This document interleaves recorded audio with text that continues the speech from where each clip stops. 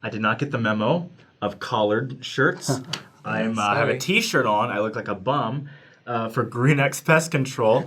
Not a plug. It's not a plug. They just gave me a shirt. And did they give you free lunch?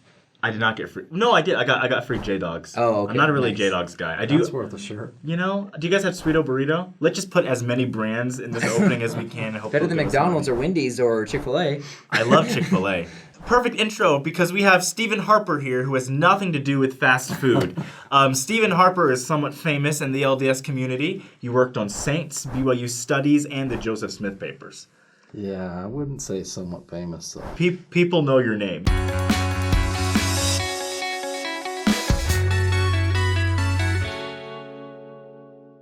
I see your name all and even the time. more so than famous, has had an impact because the book Saints and the Joseph Smith Papers, especially in the last 2 years, has made a difference in the community of the church. That makes me happy. And so I think that's what's cool is especially you're not going around in the streets and everyone's like, it's him. But you've affected almost all these people who are members of the church in one way or another. In any religion class, I've seen your name on PowerPoints in my religion classes numerous times at BYU. If someone says, they may not recognize you, but they know the name Steven Harper. Anyway, we've gassed you up a lot. But we met at Leo's Uplift conference, and you told this amazing story, and we feel like the audience needs to hear it. Great. So we're just going to let you kind of take it away. Wow, how about that? Let me see if I remember the story. You know, I essentially told two stories, or one story about two people, William McLellan and Joseph F. Smith. And the reason for picking them is because I wanted to illustrate that the way we decide to think about people in church history makes all the difference, right? I know the same group of historical facts as people who don't like the church, sure, or are disaffected from it, or really struggle with their faith, or whatever it might be. And so it's not the set of facts that is the difference maker. So my point was to say, you and I get to choose how we think about church history, and especially about the people in church history. Are we going to be mad at Brigham Young, mad at Joseph Smith? We're going to love them, some of each, right? You guys remember that Moroni told Joseph Smith his name would be known for good and evil among all nations. Right. So it's not the historical details that determine that. Because we all have the same facts laid out. Yeah.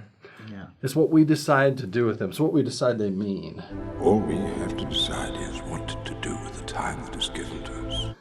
I want to encourage everyone, including myself. I'm working on this project myself. It's not easy to do sometimes.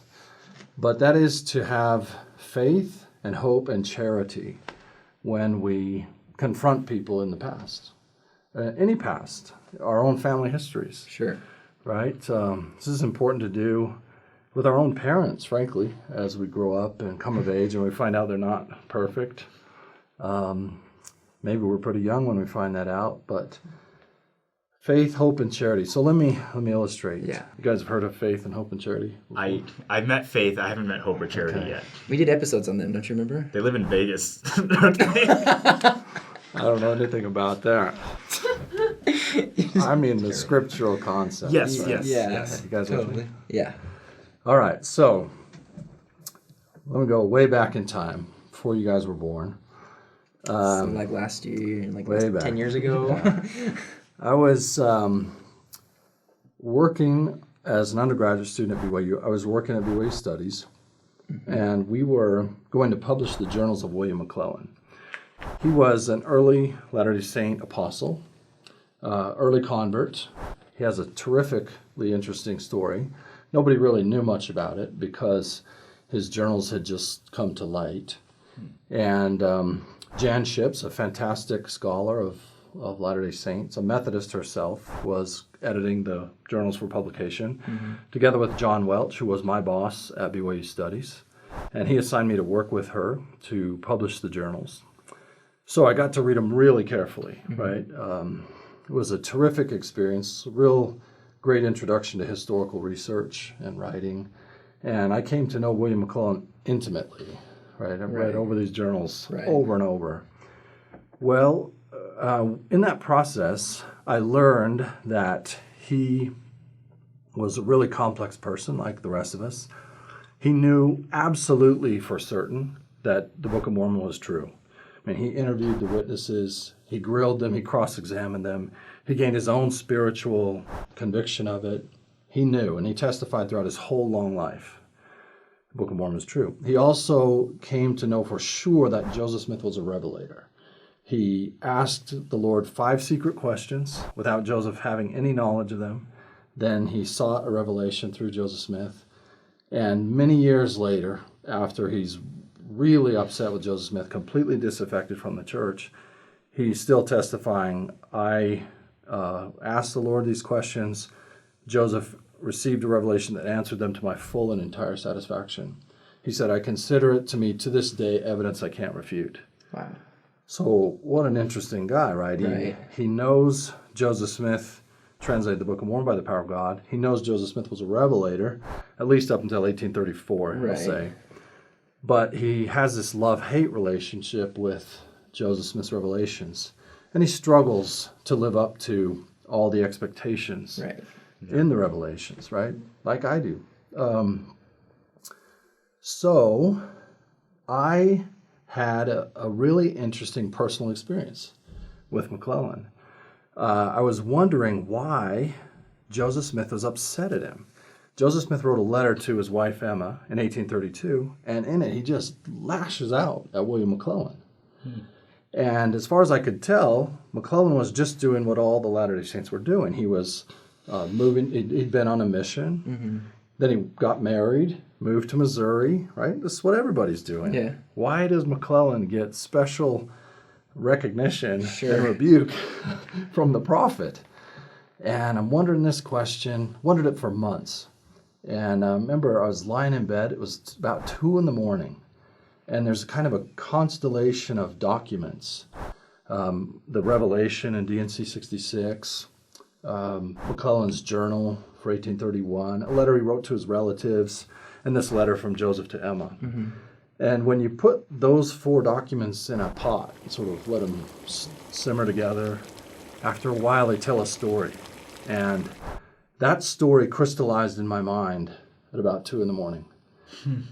And it was really fascinating to see in that moment why Joseph was upset with McClellan.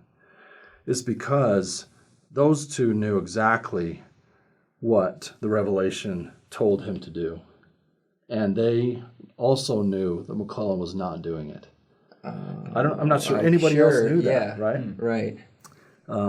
You could, you can live a outward life as a Latter-day Saint, not doing everything you ought to be doing. Right. And nobody needs to know it. Well, especially if it's a very specific revelation. Exactly. That's not, because some of them were written in Doctrine and Covenants, but there's probably a heap that never even got written down. Exactly, and they're pretty personal, right? Right.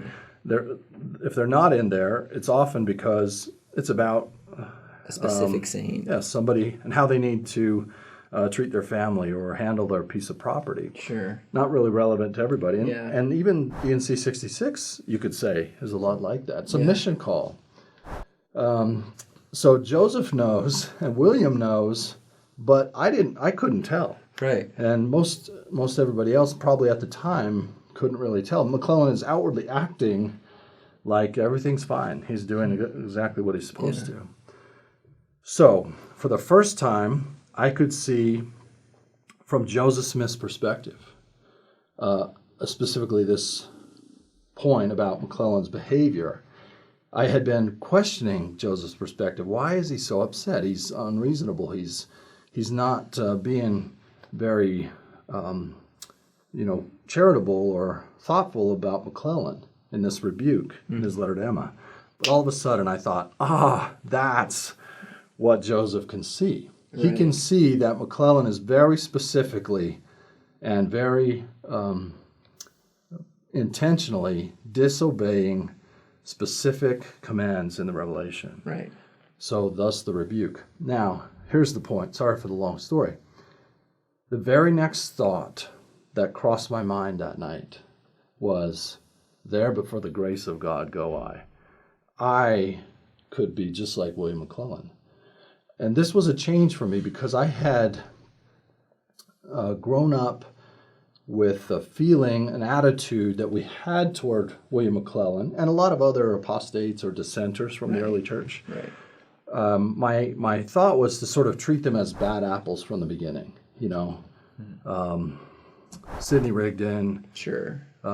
William Phelps for a while, William McLellan. These guys are, they're sort of no good. I just have this preconceived. Right, based off of like what you learned, the facts that you got growing up. Right. I know that in 1838 or whatever, they go astray. So I decide that in 1831, they're no good. Right. And for the first time, that prejudice of mine came into question. And I saw William McLellan with charity, the kind of charity or mercy that I'd want for myself. Right. It was a real awakening. And I'm grateful for it. And it has changed the way that I try to see people in the past. He wasn't a bad apple from the beginning. The Lord didn't address him that way in the NC 66. He said, there's a crown of eternal life for you. Repent. I'll keep working with you. Let's work this out. I don't want you to do this or that other thing, but you're going to be okay. Yeah. And I began to treat William McLellan the way the Lord was treating him in the Revelation. I'm not certainly there yet, but do you see what I'm saying? Yeah, totally. Yeah. Well, charity. It's so easy to take someone's past actions and just write them off. Yeah. And especially when we don't know the whole story. But like, or it makes me think a lot of people are like really harsh to themselves, like we beat ourselves up. And but he did that. Yeah. Just about more than any historical figure I know, he beat himself probably like up. In his journals, you probably saw a lot of that. Yeah. Can you share a little bit of, maybe you can't say exactly what he was referencing, but maybe a little bit of, about it? Well, those 5 secret questions, he didn't record, so it's impossible to be sure what they were, but there's a lot of context around them. And probably one of them is sexual lust, right, or sexual desire. His wife had recently died, probably in childbirth. She's buried with an infant in Paris, Illinois, where he was teaching school. And one of the passages of the Revelation is, commit not adultery, a temptation with which thou hast been troubled. So you can imagine, in his shoes, he's thinking, what do I do? Do I get remarried? Do I try to suppress my sexual desires? How do I do that? And if you sort of chart his life, you can see that this is a struggle throughout. Right. It's a common struggle. Right. It's in his journals. He's wrestling with it throughout his life, and that's certainly one of the things going on. I remember before you spoke, you said at least you spoke with like the suggestion there was insecurity in his writing in the way he viewed himself. Yeah, he was positive that the restored gospel was true. He got baptized, but after that he was plagued, not with the idea that maybe I've made a mistake in choosing the gospel. He thought, maybe I'm just unworthy. I got baptized and I still have flaws. I got confirmed and I still have, sins that I commit or things that I'm doing wrong. So he was very much plagued, as I think a lot of people are. Right. Well, that's am I worthy? We're not worthy! We're not worthy! I think that's really interesting, though, is that I think a lot of people are. And if your best friend or sibling or family member came to you and asked you for help with this problem, you would be very compassionate and probably very merciful and want to help them. But yet, why is it so different when it's someone from the past that we just write them off so quickly? Yeah, so I had, it was a great shift for me because I had been bringing a kind of un-Christ-like prejudice to historical figures. Right. I had been judging them much more harshly than I hoped to be judged. Yeah. And I was just beginning to learn things like the wonderful teaching Joseph Smith gave to the Relief Society sisters in 1842 when he said, the nearer we get to our Heavenly Father, the more we're disposed to look upon perishing souls with compassion, I'm paraphrasing, and throw their sins behind our backs, take them on our shoulders, throw their sins behind our backs. And then he said, if you want God to have mercy on you, have mercy on one another. Yeah. So I started to get a little bit more charity for people in the past. It's been a great asset as a historian to at least know that I should have charity for people in the past. I'm still working on it. Yeah. But it goes right along with hope and faith as well, right?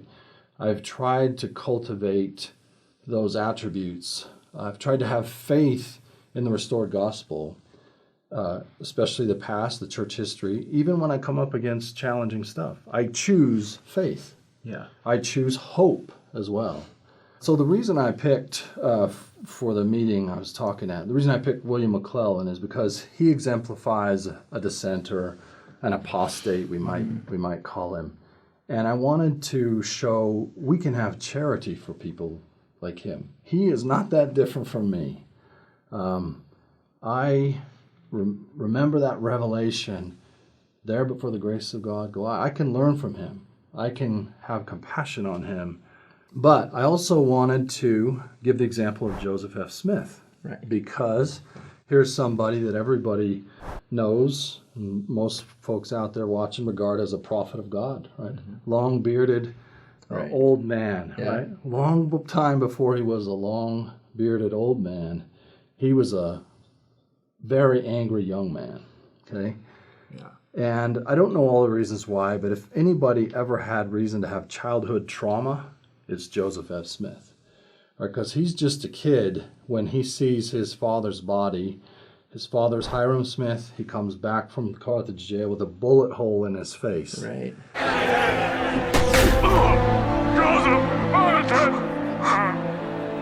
And, you know, his body is yeah. putrefying. I mean, think about what Joseph F. Smith sees and smells and feels as a kid. And nobody ever gets held accountable for those murders.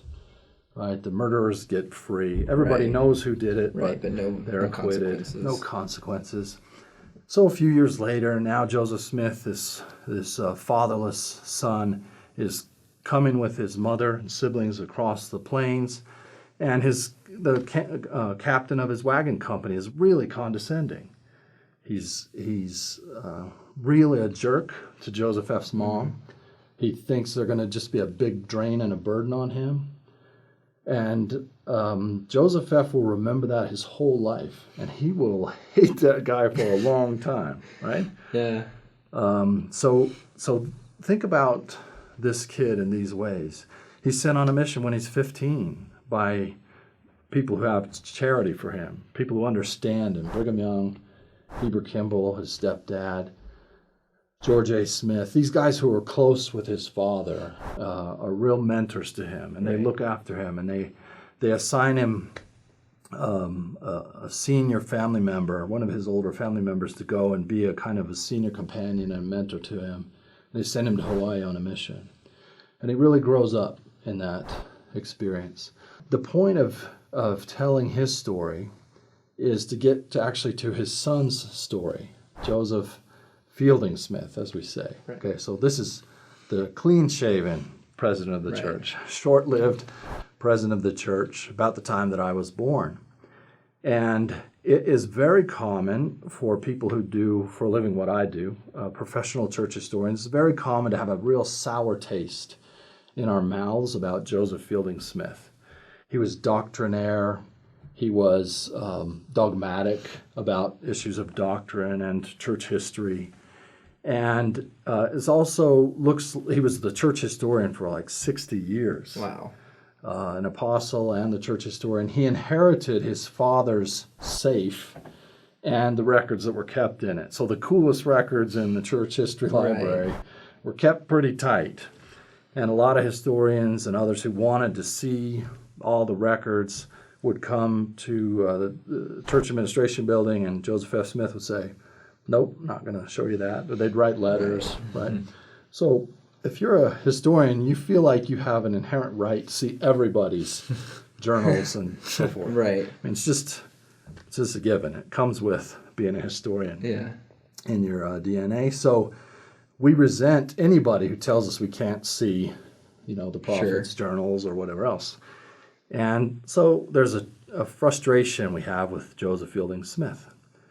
So I should have told this story backwards. I should have told you about the frustration with Joseph Fielding Smith first so you could see why I picked him, and then told you about his family history. Because if you have Joseph Fielding Smith's family history, then you do, or I do, the same thing he did with the records. Do you see what I'm saying? Yeah. If your grandfather was shot in the face and riddled his whole body with bullets by a mob that never got what was due them, and the prophet Joseph Smith along with him, and your father came across those plains with that anger and frustration, and he passed that on to you, and you grew up in the valleys of the Rocky Mountains thinking those mountains protected you from a anti-Latter-day Saint federal government, then you come of age with a very defensive view of the world. Right. And you think it's my job to protect the records. It's my job to not cast the pearls before swine. Right. It's my job to tell the history in a way that is vindicating and to keep it from our enemies. So I'm explaining it this way because I want you to see that you can have charity for Joseph Fielding Smith. Like, you don't have to necessarily agree with them, but you can still understand where they came from and why they made those decisions. Yeah. I mean, you like you said, you think about what was on his mind. He's trying to lead the church. There are people who would do anything to destroy the church, and he's seen the effects of that. He's seen, the fact that his grandfather is murdered along with the prophet. His father is probably not the most mentally healthy person because of that. He knows about Reed Smoot going and just getting humiliated by the government. He's seen some stuff. Yeah. It's not unreasonable that he would react in that way to protect the complex history that's there. That's well said. It's understandable, right? We can have empathy for why he responds defensively. I would have done the same thing in his shoes.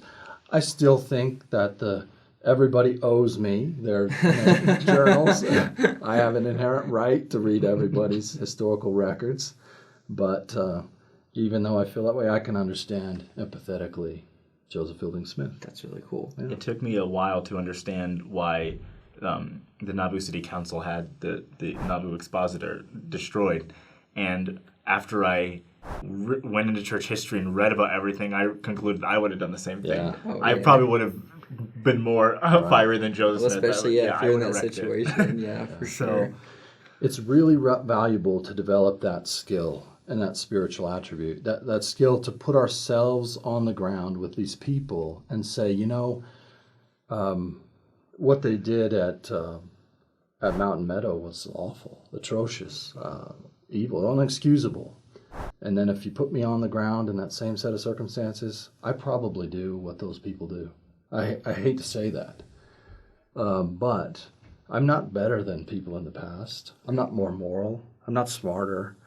I'm not more righteous. I can learn from them. Right. I can, in some ways, experience some of their pain. And that's a spiritual process then. It becomes sanctifying to study history if we choose to have faith and hope and charity. So let me say a little bit more about what I mean by faith. The 21st section of the Doctrine and Covenants came the day the church was organized. And it said to the saints, you need to receive Joseph's words as if they were the Lord's words in all patience and faith. And you can see why you would need that. He's not the Lord.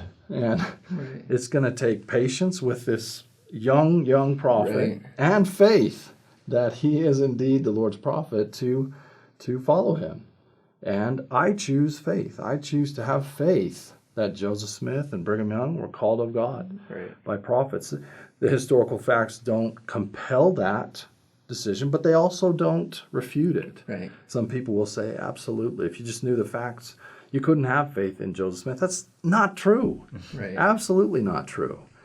If you know the facts, you certainly can have faith that Joseph Smith was called of God. So I choose faith, and I choose hope, too. It's much more pleasant to live with hope. I hope that the problems of the past will resolve. I hope that there's redemption for the folks who were at the Mountain Meadow who did awful, terrible things. And I hope there's some kind of ultimate reconciliation of those terrible problems. I hope that all the problems of the past, or the things that cause people pain still and trouble, will resolve. And I trust they will. That's what I mean by hope and faith. What I think is really cool is you say how you choose that. And I think that's one of the things, like, key takeaways I took from this conversation is that, like, when you're faced with information, or like if you could give all of us the same information, but what we take away with that is our choice. Exactly right. Whether we choose to leave angry or happy or whatever, or not, or ignore it, like, that's our choice. And I think that goes back to God's plan, you know, in general. And so, like, when we're taking in history, which will affect us and help us, I mean, we can choose to learn from it. And think about when someone reads your records one day. They read, Right. They read all of your tweets of the past. They read your journals. Yeah. And you're gonna hope that they Pray have they faith, have. hope, and charity Yeah, on you seriously. too. Well said. Well, thank you so much for coming on the Yeah, show. that We was really awesome. appreciate it. Be sure to go to byustudies.byu.edu. They have a bunch of great articles that go in depth theologically and historically. Right. Every topic you can imagine. And a lot of them are free. You just I have like a bunch that just downloaded. They're great. So thanks for coming on the show. Thank you. And be sure to comment, like, subscribe, and share this video. I know. I know, it was very Well, you official. shook his hand, so I wanted to shake your hand too. I didn't know it was coming. I hope it was firm enough. That was great.